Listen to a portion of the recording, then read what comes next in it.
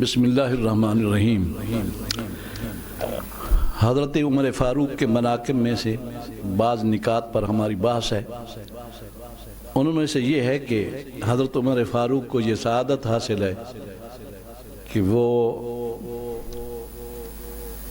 سرکار دو عالم صلی اللہ علیہ وسلم کے سسر ہیں رشتے میں۔ حضرت عمر فاروق کی پیاری بیٹی سیدہ حفصہ رضی اللہ تعالی عنہ نبی کریم صلی اللہ علیہ وسلم کی بیوی ہیں، زوجہ محترمہ ہیں، ام المومنین ہیں۔ تو حضرت عمر فاروق اس لحاظ سے نبی کریم صلی اللہ علیہ وسلم کے سسر ہو گئے، اور حضرت عمر فاروق کو یہ بھی سعادت حاصل ہے کہ وہ حضور کریم صلی اللہ علیہ وسلم اور حضرت علی دونوں کے داماد ہیں۔ وہ اس طرح کہ حضرت علی کی بیٹی سیدہ فاطمہ زہرا رضی اللہ تعالی عنہا کی بیٹی سیدہ ام کلثوم، حضرت عمر فاروق جس وقت خلافت کے مسند پر متمکن تھے، امیر المومنین تھے، تو انہوں نے حضرت علی سے درخواست کی، اے علی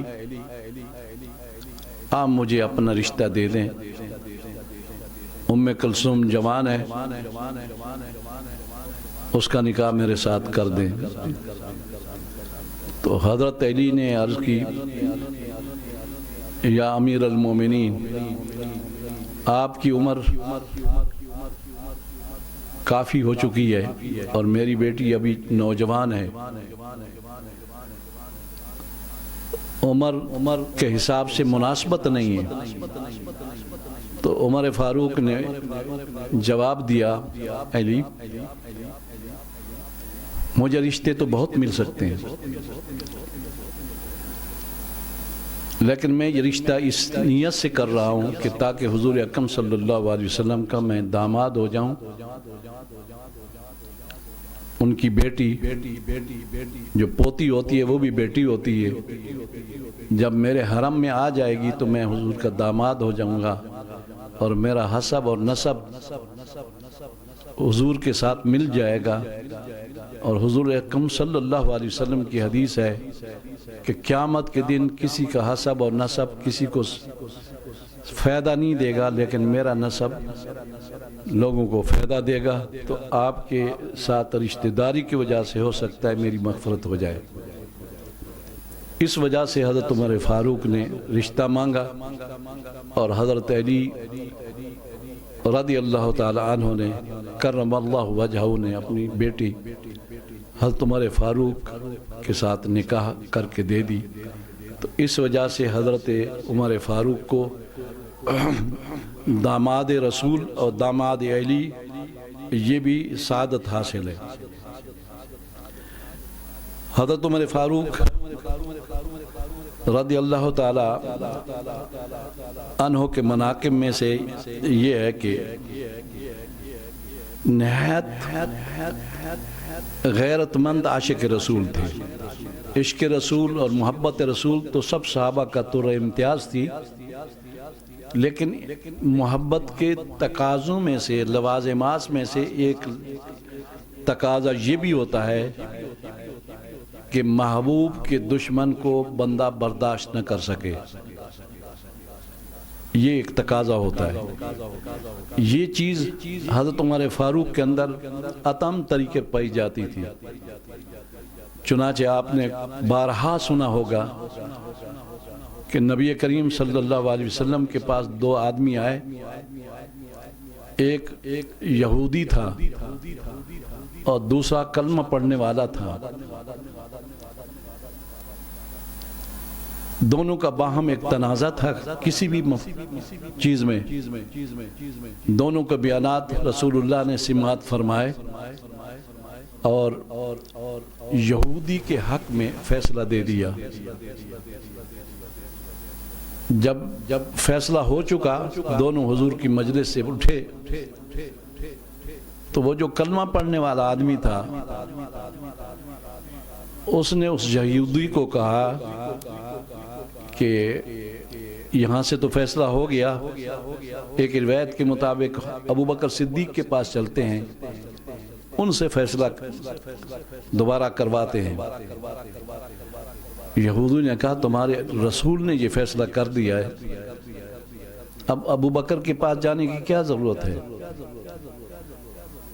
وہ مسلمان کہلانے والے نے اصرار کیا تو انہوں نے کہا جی چلتے ہیں۔ تو حضرت ابو بکر صدیق کو دونوں نے جا کر اپنا واقعہ ذکر کیا تو انہوں نے نبی کریم صلی اللہ علیہ وسلم کے فیصلے کی تصدیق کر دی کہ ان کا فیصلہ ٹھیک ہے، یہودی کے حق میں جو فیصلہ ہے وہ ٹھیک ہے، بالکل صحیح ہے، لیکن اس کے علاوہ کوئی تعرض نہیں کیا۔ پھر وہ شخص کہنے لگا کلمہ گو کہ عمر کے پاس چلتے ہیں، تو یہودی نے کہا ٹھیک ہے۔ جب حضرت عمر فاروق کے دروازے پر پہنچے، دستک دی، حضرت عمر فاروق باہر آئے، دونوں نے اپنا واقعہ ذکر کیا اور یہ بھی بتا دیا کہ رسول کریم صلی اللہ علیہ وسلم نے یہودی کے حق میں فیصلہ دے دیا ہے۔ یہودی نے بھی یہ بات بتا دی اور حضرت عمر فاروق نے کلمہ پڑھنے والے شخص سے پوچھا تو اس نے بھی تصدیق کر دی۔ جب تصدیق ہو گئی تو عمر فاروق نے کہا مکانکما، یہاں ٹھہرو تم، میں اندر سے ہو کر آتا ہوں، میں بھی فیصلہ کرتا ہوں۔ اندر گئے، تلوار اٹھائی، نیام سے نکالی، صاف ستھرا کر کے باہر آئے۔ جو کلمہ پڑھنے والا شخص تھا، اپنے آپ کو مسلمان کہتا تھا، اس کی گردن اڑا دی اور کہا کہ یہ فیصلہ ہے عمر فاروق کا اس شخص کے حق میں جو رسول اللہ کا فیصلہ تسلیم نہ کرے۔ اب وہ شخص مدینے میں برادری کا آدمی تھا، اس کے کافی لوگ رشتہ دار تھے۔ شور ہو گیا، ہمارے آدمی کو قتل کر دیا گیا، قصاص قصاص قصاص، عمر سے قصاص لیا جائے، عمر کو اس کے بدلے میں قتل کر دیا جائے۔ بے گناہ آدمی تھا، اس کو عمر نے قتل کر دیا، مسلمان تھا، کلمہ پڑھتا تھا۔ وہ حضور اکرم صلی اللہ علیہ وسلم کے پاس پہنچے تو نبی کریم صلی اللہ علیہ وسلم نے تھوڑی دیر کے لیے خاموشی اختیار فرمائی۔ اس کے بعد جبریل آ گئے اور یہ قرآن مجید کی آیت لے آئے، فَلَا وَرَبِّكَ لَا يُؤْمِنُونَ حَتَّى يُحَكِّمُوكَ فِي مَا شَجَرَ بَيْنَهُمْ ثُمَّ لَا يَجِدُونَ فِي أَنفُسِهِمْ حَرَجًا مِّمَّا قَضَيْتَ۔ یا رسول اللہ، آپ کے فیصلے کو جو نہیں مانتے وہ مومن ہی نہیں ہو سکتے۔ فَلَا وَرَبِّكَ، قسم ہے تیرے رب کی، تیرے رب کی قسم ہے کہ وہ کبھی مومن نہیں ہو سکتے جو تیرے فیصلے سے ناراض ہوں، اپنے دل کے اندر گھٹن پائیں۔ وہ شخص جس نے آپ کے فیصلے کو نہیں مانا تھا وہ مسلمان بھی نہیں تھا، کافر تھا، منافق تھا، کلمہ پڑھتا تھا۔ مدینے میں منافقوں کی تعداد سینکڑوں کے قریب تھی، وہ بھی ایک منافق تھا۔ تو اللہ تعالیٰ نے فرمایا کہ وہ مسلمان نہیں تھا، اور مسلمان نہ ہو تو اس کے خون کا قصاص نہیں ہوتا۔ اور اس سے ایک مسئلہ ہمارے علماء نے یہ مستنبط کیا کہ کافر کو اگر قتل کیا جائے اور وہ کافر گستاخ رسول ہو، کافر کئی قسم کے، نماز کا منکر کافر، اللہ تعالیٰ کی وحدانیت کا منکر کافر، اللہ تعالیٰ کے وجود کا منکر کافر، لیکن جو شخص رسول اللہ کا گستاخ ہو اور کافر ہو اس کو قتل کرنا جائز نہیں بلکہ واجب ہے، اور اس کے لیے عدالت میں جانے کی ضرورت بھی نہیں ہے۔ ہمارے امام صاحب تو کہتے ہیں، لیکن صحیح مذہب یہ ہے کہ اس کو قتل کرنے کے لیے عدالت میں جانے کی بھی ضرورت نہیں ہے۔ یہ فیصلہ ہمارے فقہاء نے کیا حضرت عمر فاروق کے اس عمل کو دیکھ کر کے۔ تو یہ نقطہ تھا کہ حضرت عمر فاروق عاشق رسول بھی تھے اور نہایت حضور اکرم صلی اللہ علیہ وسلم کی محبت میں غیرت مند تھے، حضور کے دشمنوں کو برداشت نہیں کر سکتے تھے۔ کئی واقعات ہیں اس حوالے سے۔ حضرت عمر فاروق رضی اللہ تعالی عنہ مسجد نبی میں موجود تھے، اور عمیر ابن وہب ایک شخص مسلح مدینے میں داخل ہوا۔ عمیر ابن وہب وہ شخص تھا جس کے باپ کو بدر میں قتل کر دیا گیا تھا۔ یہ حتیم میں بیٹھ کر صفوان ابن امیہ کے ساتھ غم زدہ ہو کے آپس میں کہہ رہے تھے، یار بدر کے اندر 70 آدمی ہمارے مارے گئے، 70 آدمی گرفتار ہو گئے، میرا بیٹا گرفتار ہو چکا ہے، میرا باپ قتل ہو چکا ہے، یا صفوان کا باپ قتل ہو چکا تھا، بہت ہمارے ساتھ زیادتی ہوئی ہے۔ اس کا بدلہ ایک ہی صورت میں ہم لے سکتے ہیں کہ مدینہ میں جا کر حضور کریم صلی اللہ علیہ وسلم کو قتل کر دیں۔ یہ عمیر ابن وہب نہایت شاطر آدمی تھا، چالاک آدمی تھا۔ کہتے تھے کہ یہ قریش کا شیطان ہے۔ اس نے صفوان کو کہا کہ اگر میرے بچے نہ ہوتے نا تو میں یہ کام کر لیتا۔ صفوان نے کہا بچوں کا میں ذمہ دار ہوں، تم جاؤ یہ کام کرو، تمہارے بچے میرے ذمہ دیں۔ اس نے کہا ٹھیک ہے، مسلح ہو کر مکہ سے مدینہ پہنچا۔ حضرت عمر فاروق نے جب اس کو دیکھا تو اب دیکھتی حضرت عمر فاروق نے کہا پکڑو اس شیطان کو، یہ دشمن رسول اللہ ہے، مشرک ہے، مکہ سے آیا ہے، پکڑو اس کو۔ صحابہ کرام نے اس کو پکڑ لیا، تلوار پر ہاتھ رکھ دیا۔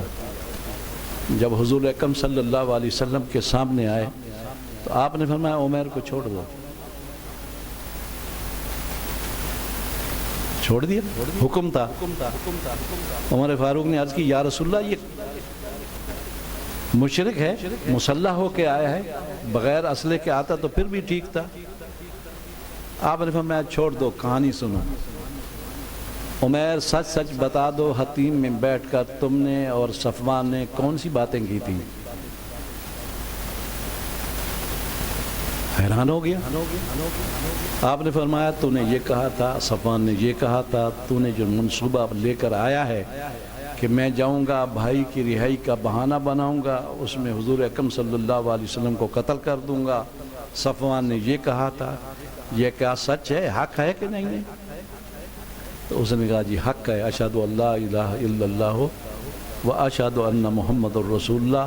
حتیم کے اندر ہم صرف 2 آدمی تھے، ایک صفوان تھا، ایک میں تھا، تیسرا آدمی نہیں تھا۔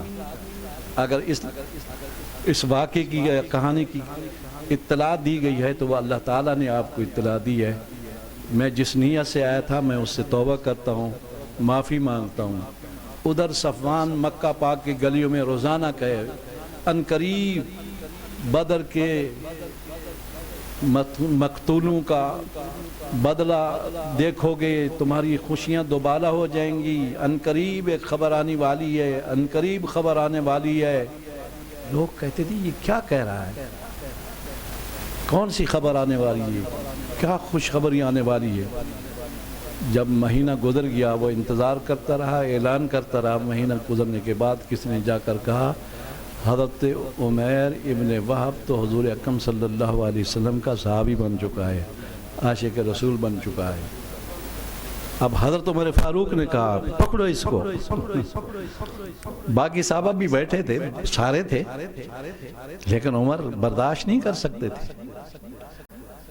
ذوالخویسرہ نے کہا، ایک شخص تھا بہت نیک تھا، اپنے آپ کو نیک کہتا تھا، اس کا نام ہے حدیث پاک میں ذوالخویسرہ، یہ حقیقت میں نجدی تھا۔ آپ مال غنیمت تقسیم کر رہے ہیں، نبی کریم صلی اللہ علیہ وسلم مال غنیمت تقسیم کر رہے ہیں، کسی کو زیادہ دے رہے ہیں، کسی کو کم دے رہے ہیں، تو یہ کھڑے ہو کر کہتے ہیں اے دل یا رسول اللہ، عدل کرو اے اللہ کے رسول۔ اتنی بڑی داڑھی، نمازی، حاجی، سب کچھ تھا، تو مال غنیمت کے تقسیم ہوتے وقت رسول اللہ نے جب مال تقسیم کیا تو یہ کہنے لگا اے دل یا رسول اللہ۔ اس میں اس نے یہ نیت کی تھی کہ آپ عدل نہیں کر رہے، عدل کی ضد ظلم ہے، آپ ظلم کر رہے ہیں، کسی کو زیادہ دے رہے ہیں، کسی کو کم دے رہے ہیں، اے دل یا رسول اللہ۔ حضور اکرم صلی اللہ علیہ وسلم نے فرمایا ہلاکت تو تیرے لیے، اگر میں عدل کرنے والا نہیں ہوں تو پھر زمین کے اوپر اور کون ہے عدل کرنے والا؟ حضرت عمر فاروق نے تلوار نکال لی، کہا یا رسول اللہ مجھے اذن دے اضرب عنقہ، میں اس کی گردن اڑا دوں۔ نبی کریم صلی اللہ علیہ وسلم نے فرمایا عمر ٹھہر جا، یہ وہ شخص ہے جس کی پشت سے ایک قوم پیدا ہوگی، اور وہ قوم یقرؤون القرآن، وہ قرآن مجید پڑھیں گے، تحتقرون صلاتکم بصلاتہم وصیامکم بصیامہم، تم اپنی نمازیں حقیر سمجھو گے اس کی پشت سے جو قوم آئے گی ان کے مقابلے میں، روزوں کو تم حقیر سمجھو گے، یہ نفلی روزے رکھیں گے، نفلی نمازیں پڑھیں گے، اور زہد و تقوی کی وجہ سے ان کی شلواریں اور ان کی دھوتیاں پنڈلوں تک ہوں گی۔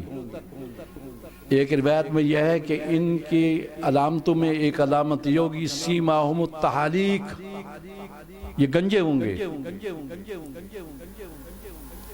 یہ آپ نے فرمایا، لہٰذا اس کے قتل کرنے کا ابھی حکم نہیں ہے، اس لیے کہ اس کی پشت سے اللہ تعالیٰ نے ایک قوم کو نکالنا ہے اور وہ دشمن رسول ہوگی، اس لیے اس کو چھوڑ دو۔ اللہ تبارک و تعالیٰ نے عمر فاروق کو جو غیرت عطا فرمائی تھی اس کا ثانی نہیں ہے صحابہ کرام کے اندر کہ عاشق رسول تھے اور نہایت غیرت مند تھے۔ اللہ تعالیٰ آپ کی اتباع کرنے کی توفیق عطا فرمائے۔